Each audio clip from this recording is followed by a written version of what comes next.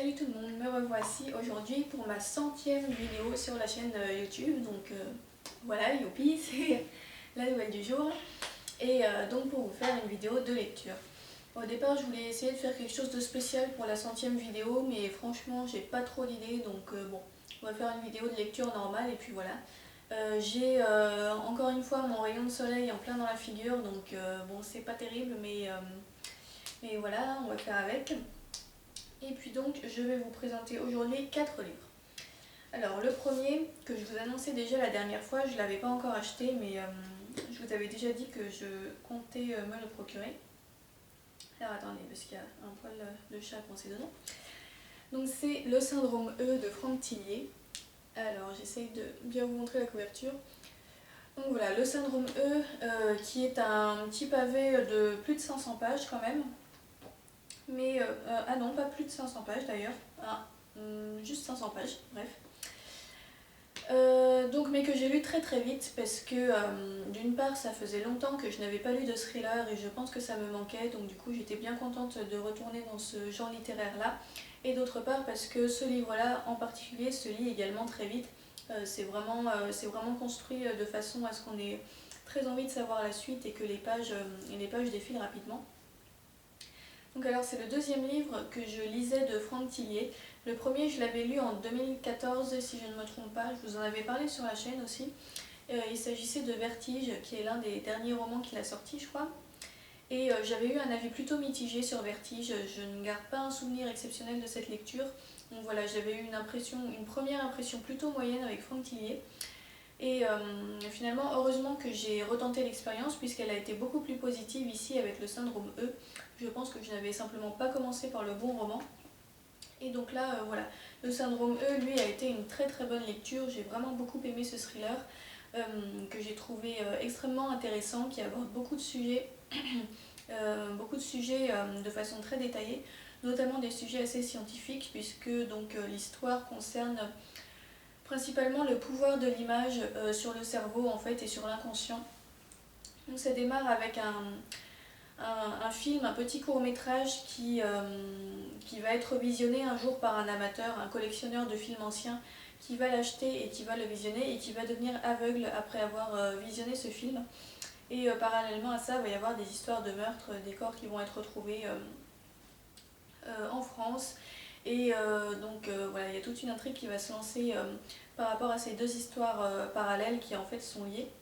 Et donc voilà, le thème du cinéma est le thème du cinéma est finalement l'un des plus importants avec celui de l'inconscient et du pouvoir de l'image sur le cerveau et sur la façon dont des images violentes peuvent influencer la personnalité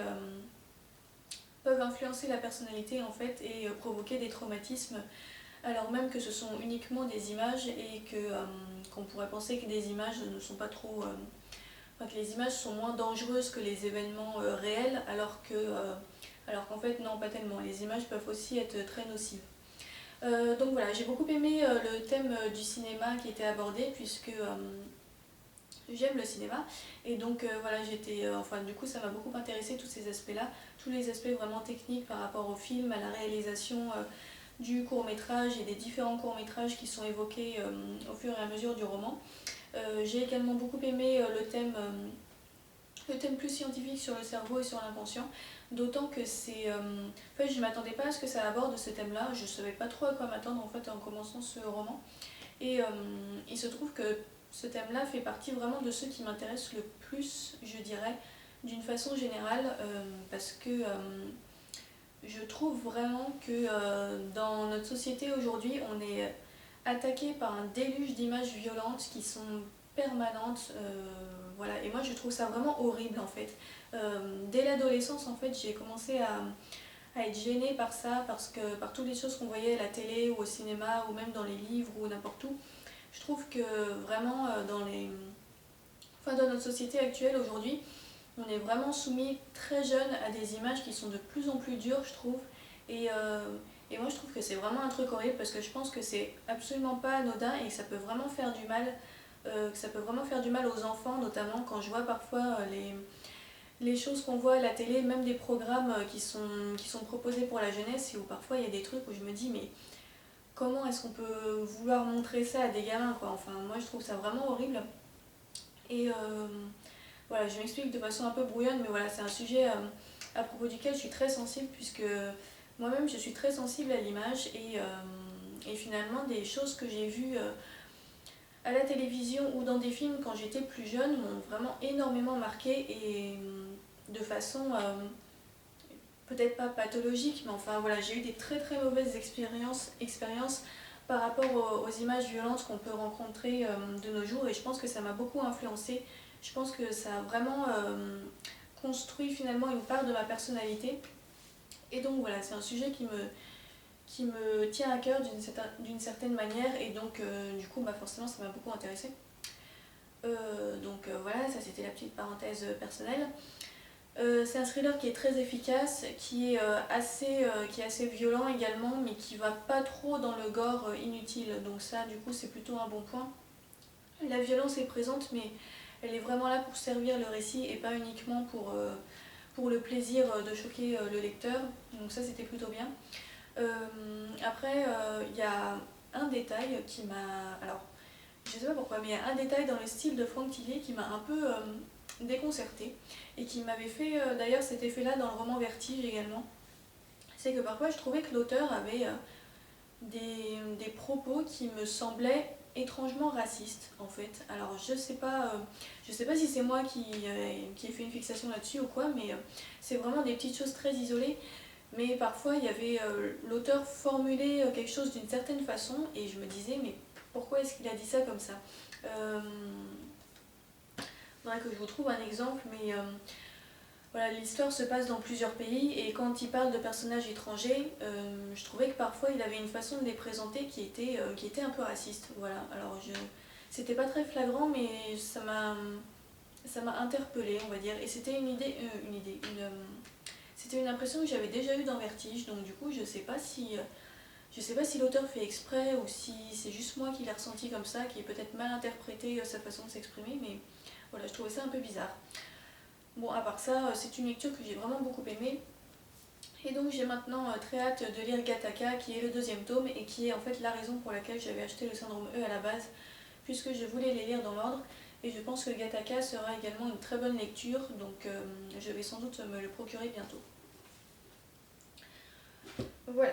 Ensuite, après cette lecture, je me suis également procuré un livre qui était sur ma wishlist depuis très longtemps, d'un auteur que je n'avais jamais lu mais dont j'entendais beaucoup parler. Il s'agit de La Reine de Saba de Marek Alter. Donc voilà, Marek Alter, j'en entends pas mal parler depuis un certain temps. C'est un auteur qui apparemment est assez apprécié. Je l'ai notamment découvert par le biais de la chaîne du Boudoir littéraire. Donc La Reine de Saba, c'est un roman très court, un roman historique donc, qui retrace le destin de la Reine de Saba, comme le titre l'indique. Et voilà, c'est un petit roman historique sur ça. Donc comme c'est assez court, ça va pas extrêmement loin dans le détail ou dans la complexité de l'intrigue. Mais voilà, c'est un petit récit historique qui est quand même bien fait. Le style de Marek Alter est très poétique, très recherché, très soigné. On sent qu'il passe du temps sur les phrases qu'il construit. Les descriptions sont assez belles aussi. Alors bon, parfois je trouvais que c'était à la limite du trop poétique, et qu'il y avait des moments où ça commençait presque à devenir un peu lourd, je trouve. Mais finalement ça n'a jamais dépassé la limite, on va dire. J'ai quand même trouvé ça agréable. Après, j'ai un avis plutôt mitigé sur ce roman quand même, parce que même si j'ai bien aimé le style, même si j'ai bien aimé découvrir le destin de la Reine de Saba à travers cette histoire qui était agréable à lire, je n'ai pas du tout aimé les personnages. Et ça a quand même fait un gros bémol, parce que l'impression que nous font les personnages, c'est quand même assez important. Enfin, ça détermine pas mal la vie qu'on peut avoir sur un livre à la fin. En tout cas, dans mon cas, oui. Et là, les personnages, je les ai vraiment pas aimés. J'ai trouvé qu'ils étaient un peu caricaturaux, et qu'ils avaient des personnalités souvent agaçantes en fait. Notamment dans le cas de la Reine de Saba, qui est donc le personnage principal, qui s'appelle Makeda. Je l'ai trouvée très agaçante, notamment dans la période de sa jeunesse, donc quand elle était enfant et quand elle était adolescente ensuite.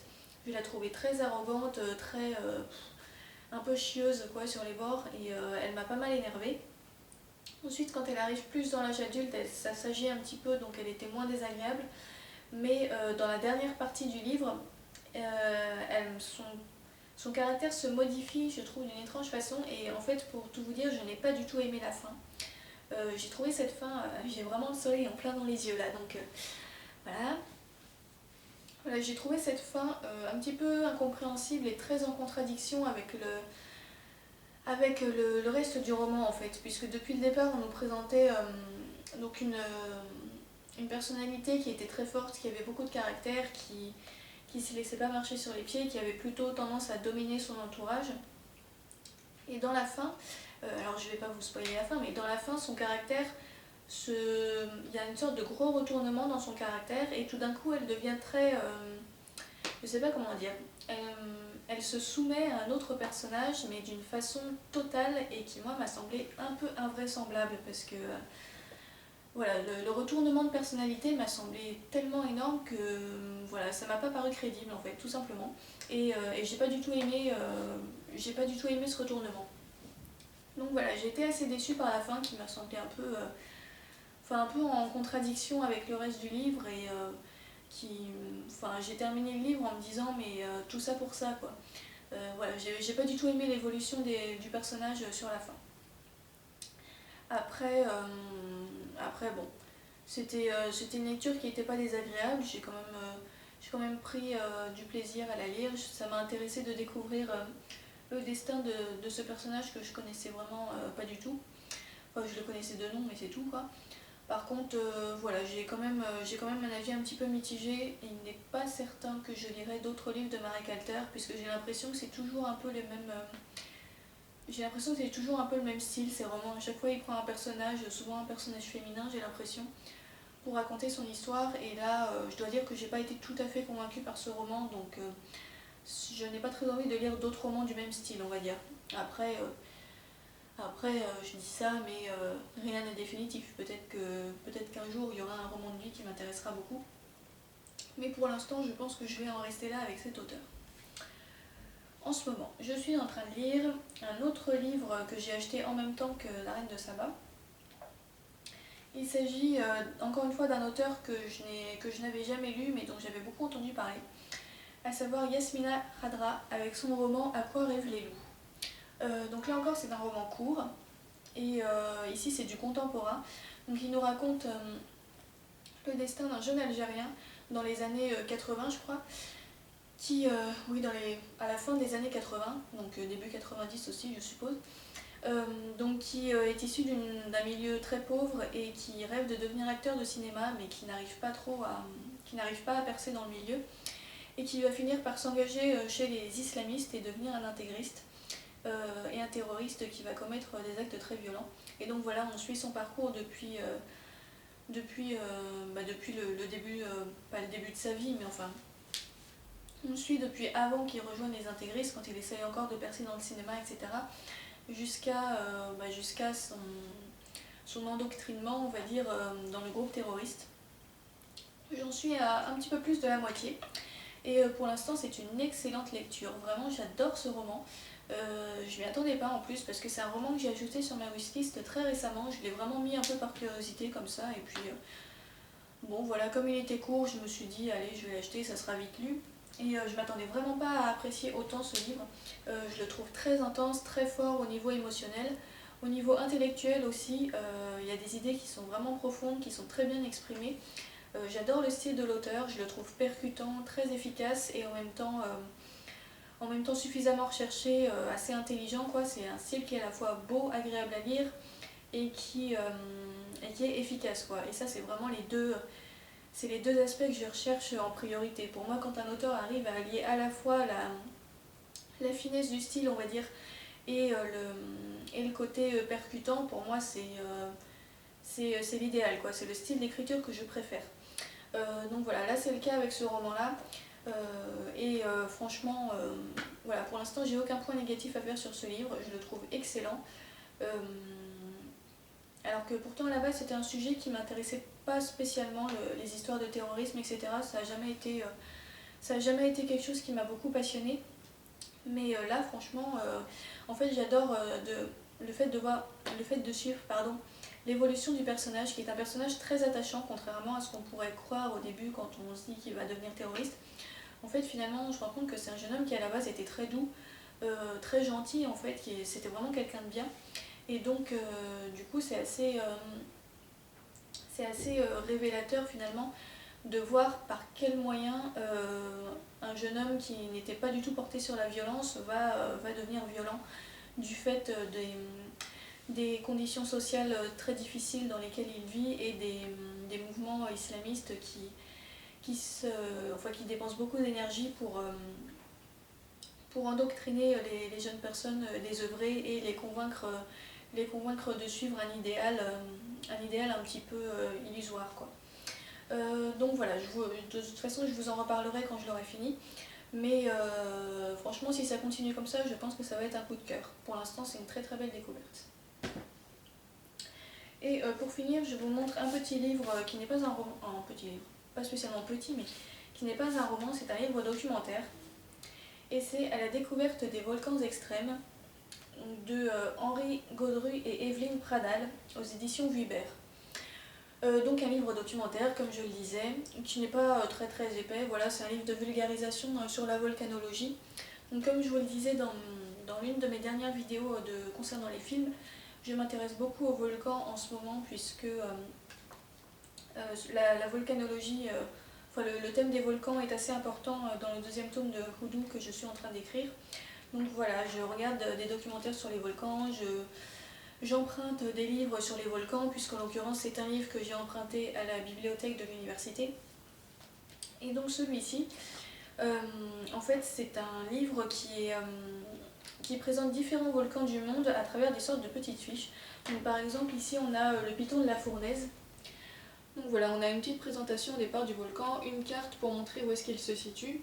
Et ensuite on a en général une ou deux pages, voilà, avec quelques photos qui nous expliquent les principales caractéristiques de ce volcan, la façon dont il se manifeste, est-ce qu'il est très actif, quel type d'éruption il présente, est-ce qu'il est très dangereux pour la population, est-ce qu'il est considéré comme particulièrement nocif ou pas, voilà. Donc on a toute une présentation assez détaillée de chacun de ces volcans. Alors je sais plus combien il y en a en tout, mais ça en présente vraiment pas mal partout autour du monde. Et ils sont classés en fait par des catégories qu'a fait l'auteur. Donc par exemple ici la première catégorie c'est les volcans les plus violents. Voilà, au départ on a aussi une petite introduction qui fait quelques pages. Bon, bref, une petite introduction à la volcanologie, donc très générale. Et parfois sur certaines fiches on a aussi des petits encadrés explicatifs qui s'intitulent Pour aller plus loin et qui traitent d'un sujet en particulier qui a un rapport avec le volcan qui est présenté, mais l'encadré lui est plutôt général et parle vraiment d'un phénomène en particulier. Donc par exemple là c'est le volcanisme basaltique, donc on a toute une petite explication sur ce phénomène qui est lié à la fiche, donc là en l'occurrence du piton de la Fournaise. Donc voilà, c'est un livre très intéressant. Alors après, le fait que ce soit classé par fiche de volcan, c'est pas forcément ce qu'il y a de plus pratique pour moi parce que je recherche des informations plutôt, plutôt générales et par exemple les volcans du Kamchatka, c'est pas du tout ce qui m'intéresse actuellement puisque l'histoire que j'écris se passe plutôt dans un environnement tropical dans l'océan Pacifique, donc du coup voilà, toutes les parties du livre ne m'intéressent pas forcément. Mais du coup j'ai lu les fiches qui parlent des volcans de l'océan Pacifique, j'ai lu la petite introduction générale et puis je regarde aussi un petit peu les encadrés au fil des pages qui parlent des différents phénomènes. Et donc voilà, c'est bien fait, c'est très intéressant, c'est vraiment fait pour être compris par n'importe quel public. Donc pour l'instant c'est pas vraiment une bonne lecture parce que je prends pas un plaisir fou à le lire, mais voilà, c'est une lecture documentaire intéressante. donc je pense que je continuerai d'emprunter différents livres sur les volcans. Et peut-être que j'en achèterai un au bout d'un moment, parce que là c'est vrai que de devoir aller les rendre à la bibliothèque, c'est pas forcément ce qu'il y a de plus pratique, parce que souvent je les laisse plusieurs jours sans les lire, parce que je suis pas forcément inspirée pour ce sujet-là. Et en fait, le temps que je suis inspirée, c'est déjà presque le moment de devoir aller les rendre. Donc je pense que je finirai par acheter un livre, peut-être pas celui-là, mais d'acheter un livre pour pouvoir l'avoir tout le temps, quoi. Bref, tout ça pour dire que je lis un livre sur les volcans. Donc voilà, c'est tout pour cette vidéo. Je pense que j'ai parlé pendant un petit peu longtemps, oui. Donc je vous souhaite de bonnes lectures et puis je vous dis à bientôt. Salut!